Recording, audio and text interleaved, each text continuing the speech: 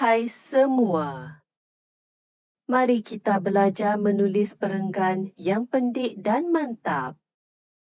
Dalam video ini, kita akan menulis satu perenggan bahagian C. Kita akan tulis tentang ciri-ciri murid yang berjaya. Mari kita kenal pasti kehendak soalan. Soalan ini mahu kita tulis tentang ciri-ciri. Apakah itu ciri-ciri? Ciri-ciri sama dengan sifat atau tanda tertentu pada sesuatu. Kemudian, kita perlu tahu penulisan ini tentang apa? Penulisan kita adalah tentang ciri-ciri murid yang berjaya.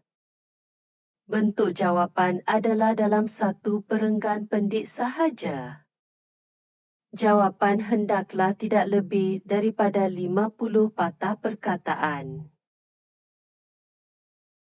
Seterusnya, mari kita lihat idea yang telah diberikan untuk soalan ini. Daripada grafik terdapat 3 idea yang diberikan, iaitu tidak membuang masa, mengamalkan gaya hidup yang sihat dan sentiasa belajar. Mari kita tulis perenggan pendapat yang lengkap. Pada pendapat saya, seorang murid yang berjaya hendaklah mengamalkan sikap tidak membuang masa atau berlengah-lengah ketika menyiapkan tugasan yang diberi. Murid yang berjaya juga hendaklah mengamalkan gaya hidup yang sihat seperti bersenam untuk mencerdaskan otak. Apabila otak cerdas, mereka mudah mempelajari sesuatu.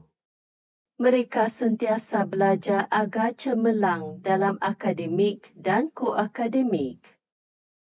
Wah, tahniah murid-murid! Kalian telah berjaya membuat satu penulisan perenggan yang lengkap. Jumpa lagi.